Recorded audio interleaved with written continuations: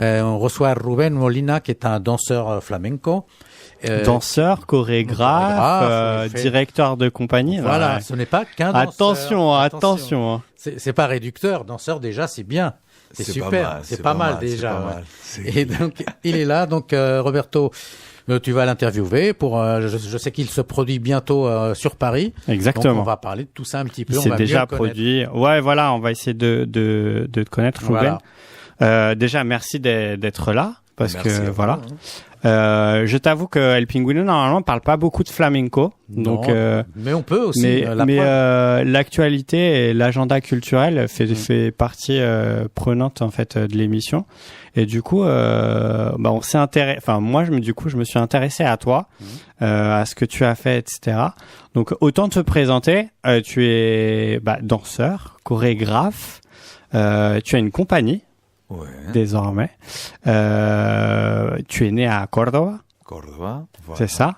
Tu me dis si j'ai mal travaillé, hein, mais jusque là. Pour le moment, c'est parfait. Tout va bien. Je sais qu'il a commencé très tôt à danser, un peu comme tous les danseurs, on va dire, dès l'âge de 7 ans. Ensuite, tu quittes Cordoba, tu pars vers Madrid. Madrid, je crois. Oui, exactement. Ouais, pour continuer ma formation au Conservatoire de Madrid. Exactement. Et après, tu croises plusieurs personnes qui vont être clés dans ta future carrière. Donc, tu peux nous en parler mieux que moi, je pense. Ouais, je croise, j'ai eu la chance de croiser un très, très connu chorégraphe dans la danse espagnole, qui est le Maestro Granero, qui m'a beaucoup marqué, parce que, en fait, c'était la dernière génération qui a travaillé avec lui, parce qu'il a décédé 3 ans après c'était sa dernière production, et je suis encore marqué par lui, tu vois, quand je fais là, qu'on est en train de faire la nouvelle création pour Nuit Flamenco Acte 2. Ouais. Et je me suis rendu compte, je réalise des fois, je me suis dit, il est là, tu vois, il est là, il est présent. Il est quelque part. Ouais. Il est là, il est là dans les mouvements, dans l'esprit, dans la musique, dans la lumière, c'est clair, ouais. Donc voilà, et après je continue. C'était au tout début de ma carrière, avec Maestro Granero. Après j'ai eu la chance de travailler avec pas mal de chorégraphes, avec Antonio Marque, Israel Galban, Pastora Galban, des références. Et puis il s'ouvre sur les. Il reste pas que en Espagne, parce que en Espagne le flamenco est très présent. Mais à un moment donné, t'exportes quand même aussi tout ton talent. Tu pars à Londres. Ouais. Alors, en Espagne, le flamenco est très présent, mais il n'y a pas beaucoup de production en Espagne. On a un gros problème, on a eu un problème, et j'espère que, avec les scènes, parce que déjà, je suis pas là pour parler de l'état, des gouvernements, des subventions, de tout ça, mais on peut quand même parler de ça. On peut en parler. Et c'est vrai qu'en tant qu'artiste, d'abord, et en tant que danseur de flamenco, chorégraphe, on a beaucoup de problèmes avec ça, parce que il y a pas beaucoup de production déjà publiques, il n'y a pas beaucoup de production. En gros, le flamenco, ça se produit pas beaucoup en Espagne. Donc, depuis le début de ma carrière, c'est vrai que la formation en Espagne, c'est parfait. Tous les conservatoires, spécialement le conservatoire de Madrid, pour le flamenco, c'est magnifique. Après, l'école d'Amor de Dios, Sevilla, machin. Mais après, il y a vraiment un problème avec ça. J'ai pas beaucoup bossé en Espagne. J'ai fait des shoots, on fait normalement 2-3 jours, on s'est produit 2 ou 3 jours à Madrid, 2 ou 3 jours à Barcelone, un peu plus à Barcelone dernièrement, et après on doit partir en tournée, parce que voilà. D'accord. Donc, du coup, il part. Bah oui. Il part partout, parce que du coup, il a été au Moyen-Orient. Ah aussi. Si je me trompe pas. C'est là où j'ai démarré ma compagnie. Voilà. Et puis voilà. Et ça marche très bien. Et il arrive à Paris. Parce qu'à un moment donné, il arrive à Paris. Oui, puisqu'il est là. Et il s'installe, et du coup, t'as créé ta propre compagnie, ce qui est quand même, ce qui est très bien, parce que c'est quand même du boulot d'avoir une compagnie, d'assurer ce travail-là de chorégraphe, de danseur, faire la promo, venir le dimanche soir dans les émissions. Mais avec plaisir, ça fait du bien. En plus, je démarre la promo là, donc. Voilà, on est les premiers alors. Et voilà. Je suis très content de faire ça, donc. Et ça marche très bien. Et du coup, il y a eu Nuit Flamenco Acte 1. Ouais. Qui a très bien marché. Ouais, très très bien marché. En fait, on a eu la chance de d'arriver à Paris, de démarrer bien, et ça, enfin, franchement, j'étais vraiment étonné la première année parce que ça a bien bossé. Après, au début, on était au Théâtre Marais, donc c'est un petit théâtre. Et après, on est passé au Café de la Danse. On a resté pendant 4 mois l'année dernière, toujours avec la production, enfin, mon producteur Phil Prod. Et voilà, et ça a vraiment bien bossé. Et le public parisien, voilà. c'est... J'allais dire, est-ce qu'il y a un public... c'est exigeant, mais mais t'as des retours magnifiques. Le théâtre, alors, le public flamenco parisien, c'est un vrai connaisseur. Oui, on pourrait croire que, voilà, mais ici, tous les spectacles de flamenco qui s'organisent sont toujours pleins à craquer. Et on pourrait se dire, ouais, ils viennent voir du flamenco parce qu'ils en voient jamais, etc. Et c'est un public de grands connaisseurs. Oui. Moi, j'ai été voir Sarah Barras, vraiment, alors que j'y connais rien. Et je peux te dire que en écoutant les gens dans la salle, j'ai appris vachement de trucs. Donc c'est vraiment très intéressant. Et c'est là où tu vois que c'est vraiment un public qui ne vient pas juste pour voir du folklore ou n'importe quoi. C'est quelqu'un qui vient voir vraiment une danse qui est vraiment très particulière, très technique. Et donc du coup commence Nuit Flamenco acte 2. Quelle va être la différence avec l'acte 1? Il y a une progression? Alors, c'est pas que, enfin, évidemment, il y a toujours une progression dans la vie, dans la carrière d'un artiste, d'un chorégraphe, d'un metteur en scène, donc ça, c'est clair. Mais après, quand tu parlais de folklore, en fait, ça que j'ai essayé de faire, et ça qu'on est en train de travailler, c'est de récupérer des morceaux qu'on jouait pas souvent maintenant, et qu'on peut pas voir sur scène, mais que ça reste toujours dans la culture andalouse, dans la culture gitane, enfin, dans la culture andalouse en général, non? La culture gitane aussi. Et que j'essaie de montrer ça au public parisien, au public français, tu vois, enfin, au public en général. Donc, et là, on a récupéré des trucs qui appartiennent au folklore, mais que ça reste toujours dans le flamenco classique traditionnel. Et ça, c'est le truc qu'on n'avait pas fait avant, parce qu'en fait, Nuit Flamenco, le premier Nuit Flamenco, on avait avec nous à Gabriela Baitua, c'est une très bonne danseuse contemporaine, et qu'elle était avec Nacho dans la compagnie nationale, elle a travaillé avec les grands ballets de Genève et tout ça.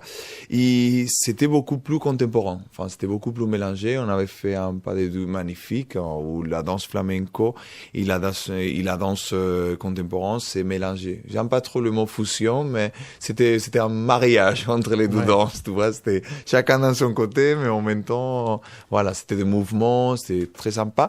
Et là, par contre, on revient, ça démarre Nuit Flamenco acte 2. Je peux pas tout raconter, parce que sinon les gens ils viendront pas. Non, mais juste donne l'eau à la bouche, tu vois. Voilà, ça commence d'une façon plus moderne et ça va finir. Je pense que c'est un petit voyage, mais quand on dit que c'est un petit voyage, c'est vraiment un petit voyage, tu vois, parce que on va toucher ça qu'on appelle palos, de différents styles de flamenco, pas mal, et des trucs qu'on s'est joué, enfin on jouait absolument pas depuis des années. Ah d'accord. Même des trucs qu'on a récupéré des archives. On va les jouer en live, mais des archives avant Franco, tu vois. Donc, des trucs qu'on a interdits au moment donné. Voilà. Moi, je l'aime bien parce que des fois, il casse un peu les codes. Et je l'ai vu. Alors, on a une même passion, je pense. On partage une même équipe de foot, tous les deux. Déjà. Et par exemple, on le voit sur un reportage où il danse avec le maillot du Real. Sur Antena 13. Oui, c'était Real Madrid TV, mais ça appartient à Antena 13. Voilà. Antena 13. Et du coup, tu vois quand même un danseur de flamenco danser avec un maillot d'une équipe de foot, quoi. Et j'ai trouvé ça assez sympa. Donc ça se retrouve dans les archives pour ceux qui veulent regarder. Ouais. C'est plutôt très bien fait, très bien monté. Et pour vous dire la vérité, en fait, je l'ai connu, on s'est croisés en fait lors du gala dont El Pingüino est toujours partenaire. Le gala pour l'association des enfants et parents handicapés espagnols. Et il était venu avec Agustin Galiana qui était à ce moment-là le parrain de la dernière édition. Voilà. Et il a improvisé. Alors je me souviens, tu avais un guitariste, je crois qu'il s'appelait Samuel, qui était avec moi, qui qui est un guitariste mais hors pair. Je crois que j'ai jamais été aussi bluffé à la guitare de ma vie. Lui, il vient quand il veut. Hein. C'est avec un énorme plaisir. Plaisir pour lui aussi. Et du coup, ils ont improvisé tous les trois un truc mais formidable, alors que c'était pas prévu. Hein. Tu venais juste pour accompagner, etc. Et voilà, j'ai beaucoup aimé parce que sans se prendre la tête ni rien du tout, il y en a un qui est parti à la guitare, ensuite l'autre a commencé à chanter, le troisième est venu danser. Ça a fait un très très joli moment au niveau du gala. Et je me suis dit c'est sympa. Et du coup après j'ai recroisé Agustin, donc qui est venu dans les studios bien avant qu'il soit connu, qui venait présenter The Garbo à l'époque. C'est ça. Il faut s'en souvenir. Et qui m'a dit contacte Ruben, il va bientôt faire des trucs assez sympas. Donc voilà, et donc du coup, et c'est pour ça que tu es là. C'est le lien Agustin, il est toujours là. C'est le lien Agustin, le gala aussi, parce que c'est toujours important. Il a toujours accepté avec grand plaisir de venir et d'assister à gala. Donc, nous, on est vraiment très fiers d'être le partenaire. On sera le partenaire de l'année prochaine. Et j'ai une petite info. Alors, on va voir si c'est un scoop ou pas. Mais moi, je crois, si mes sources sont bonnes, que normalement, tu es le prochain parrain de la gala qui s'organisera au mois de mars ou avril. Et voilà, moi je crois aussi. Donc ça, je confirme. Parce que hier, c'était pas confirmé. Non. Mais on confirme ici. Mais on confirme ici. Donc c'est Eduardo qui va être content, il va le savoir. C'est la magique de la radio, voilà. tu vois. Voilà. Donc ça y est, c'est confirmé. Voilà, là, je peux pas. Là, non, voilà. On peut pas reculer. C'est avec grand plaisir. plaisir. Je trouve que ça sera un super parrain. Et puis ça donne une certaine continuité. Et pour revenir, au Café de la Danse, sur scène, tu n'es pas tout seul. Je ne suis pas tout seul. Tu es accompagné par deux demoiselles, je crois. Ouais. Lori l'Arménien, qu'elle est assez connue en France, et Paloma Lopez, que tout le monde va découvrir. Et je pense que en fait le casting c'est pas mal du tout ça qu'on a fait. Après il y aura Juan de Bell, qui est assez connu dans le monde du flamenco, et Dani Barba à la guitare aussi. Dani, il est toujours avec moi depuis décembre. Enfin, depuis que j'ai démarré la compagnie. C'est lui qui fait la création musicale avec moi. Et les deux danseuses, les camarades, vous allez avoir. C'est à vous à juger. Mais moi, je suis... là, on est en pleine création. Je crois qu'on les aime déjà. Et moi, je prends que des plaisirs. Je dis, mais écoutez, arrêtez de danser comme ça parce que c'est vraiment magnifique, en fait. Ils donnent bien envie. Ils vont bien le truc. Hein. Tu vois, même toi qui n'es pas très fan de flamenco. Ouais. Moi, personnellement, c'est quelque chose que j'aime beaucoup, mais que je méconnais totalement. Mais ça me branche beaucoup. C'est quelque chose que j'aime beaucoup. J'aime beaucoup, en plus, tout ce qui est guitare, etc. Donc c'est vrai que voilà, et la danse, j'ai toujours trouvé ça magnifique parce que je suis pas foutu de le faire. Non, ça. Et en plus, alors on peut déborder un peu parce que du coup on est sur le Café de la Danse, mais en plus tu donnes des cours. Oui, ils donnent des cours le vendredi au Studio Harmonique, le vendredi soir au Studio Harmonique à Paris, à Bastille, et le samedi aussi. Ouais. Donc, on donnera les horaires. Ouais. Alors, il y a un site qui est très bien fait, qui est rubenmolina.fr, je crois, où on retrouve pas mal d'informations. Je donne mes sources, hein, je cache rien. Ah ouais. Donc voilà, il n'y a pas que le dossier de presse. Et parce que dans le dossier de presse, il n'y a pas genre Real Madrid, non, tout ça, je vous le dis de suite. Mais du coup, ouais. Et du coup, tu fais, alors, ce que je trouve sympa, c'est sur le Café de la Danse, tu fais une représentation le 31 décembre. Exactement. Qui va être rempli de surprises, je suppose. Ouais, exactement. Et on travaille à fond pour ça parce que ça va être vraiment spécial parce que on sait pas. On est toujours en train de décider, de voir comment ça va se passer, les surprises et tout ça. Mais moi, j'aime beaucoup spécialement travailler le 31. Ouais. Tout à l'heure, j'ai parlé avec un ami à moi. Il disait non, mais le 31 normalement. Je dis écoute, pour moi, c'est vraiment parce que les gens ils arrivent au théâtre le 31. Les gens ils sont waouh, tout le monde est content. Il y a un état d'esprit quand même. C'est festif. Oui, c'est festif. Il y a un changement d'année. C'est festif. Donc l'énergie dans la salle normalement c'est un jour particulier. C'est un jour très particulier. Et donc d'un coup normalement tout tu vas finir pour transformer le spectacle. Tu vois, tu peux pas jouer c'est jamais pareil, non? C'est chaque nuit, c'est différent. Mais le 31, je pense que ça va être vraiment un truc spécial. Ouais. Faudra qu'on y soit, hein. Donc du coup, on va quand même donner les informations pour ceux qui veulent y aller, parce que c'est important. Ça sera du mercredi 20 au samedi 23 décembre et du mercredi 27 au dimanche 31 décembre. C'est à 20h30 la représentation. Tous les soirs. Tous les soirs. C'est à partir de 30 €. Faut le dire parce que c'est important quand même. C'est à partir de 30 €, mais enfin, on peut trouver des différentes possibilités là sous les billets réduits et compagnie. Tout ça, ouais, ils font pas mal des. Après, je connais pas tellement bien les prix. Il faut parler avec la prod, mais ouais, je sais il pour les gens moins âgés, toi, les placements debout, c'est moins cher. Encore. D'accord. Donc, ça sera au Café de la Danse. C'est 5 passages Louis-Philippe dans le 11e à Paris. C'est métro Bastille. C'est dans le quartier de Bastille. Ouais. Café de la Danse, c'est une très jolie salle. Je vous la conseille. Il y a plein d'artistes qui y passent et qui sont très sympas. Si vous voulez plus de renseignements, c'est www.cafedeladanse.com ou sur rubenmolina.fr. Voilà. Bien. Là, vous aurez en fait tout en détail. Vous pourrez tout trouver.